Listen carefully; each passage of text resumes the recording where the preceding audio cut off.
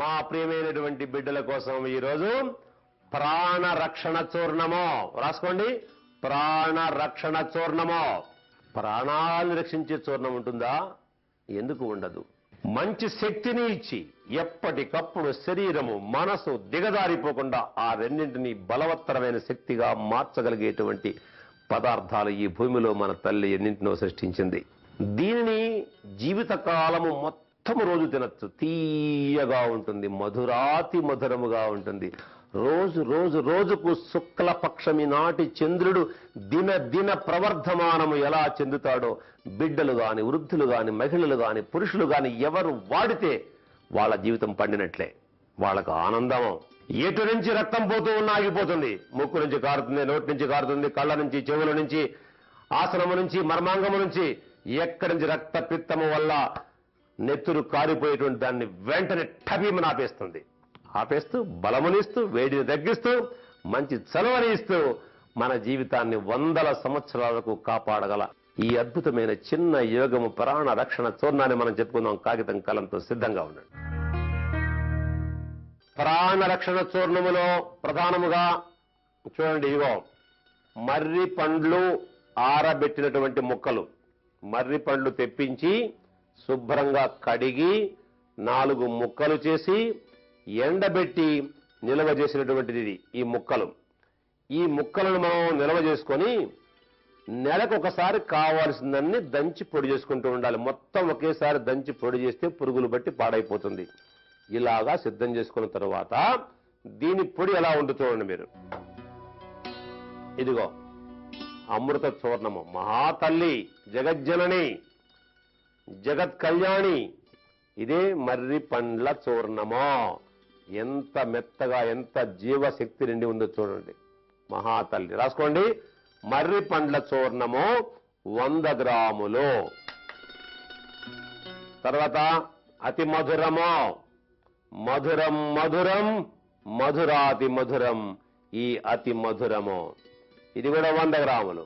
అతి మధురము 100 గ్రాములు చూడండి. చక్కగా ఈ మర్రి పండ్ల చూర్ణములో కలిపాం. తర్వాత ఇది చూడండి, పటిక బెల్లం పొడి. పటిక బెల్లం పొడి ఇది కూడా 100 గ్రాములు. సరిగా రాసుకోండి. 100 గ్రాములు చూడండి. ఇలాగా ఇందులో వేశాం. ఇప్పుడు ఈ 3 బాగా కలపాలి. ఒక దాంట్లో ఒకటి చక్కగా బాగా కలిసిపోయేటట్టుగా కలపాలి. కావాలంటే మీరు మరలా రోట్లో ఒకసారి వేసి కలవలో కానీ మెత్తగా నురుకుని జల్లించుకోవచ్చు.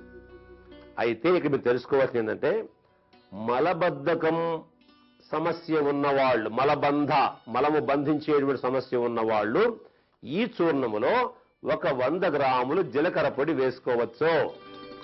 దూరగా వేయించి దంచి జల్లించిన జీలకర్ర పొడి కూడా వేసుకోవచ్చు. అయితే మలబంధ సమస్య లేని వాళ్లకు జీలకర్ర వేయకపోయినా పర్వాలేదు, ఈ 3 చాలు.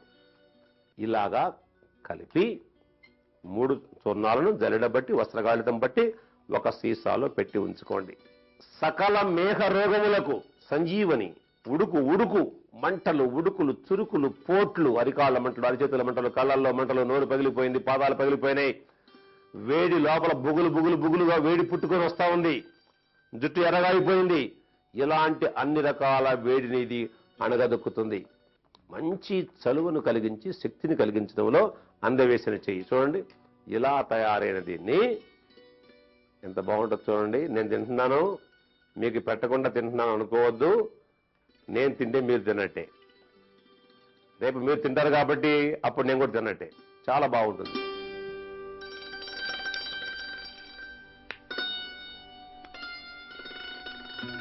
అట్లా చప్పరించి తినాలి దీన్ని. ఒక్కసారి మిగతా నీళ్ళలో వేసుకో, కొద్దిగా ఇంకా చేతులు వేసుకొని నాలుకతో అద్దుకొని తింటే నాలుక ద్వారా నరనరాల్లోకి వెళ్ళిపోతుంది. ఎంత కమ్మగా ఉంది, చాలా బాగుంది.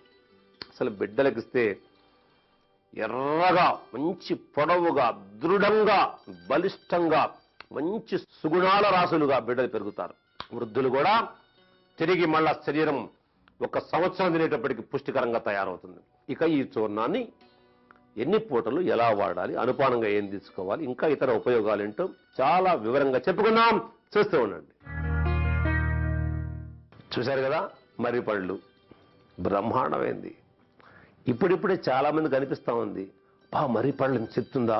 అయ్యో ఎంతకాలం చూస్తున్నాం మనం. ఏం చేస్తాం మన అమాయకత్వం. మనకి ఎవరు చెప్పకపోతుంది. తెలిసిన వాళ్ళు ఎవరైనా చెబితే అర్థమవుతుంది.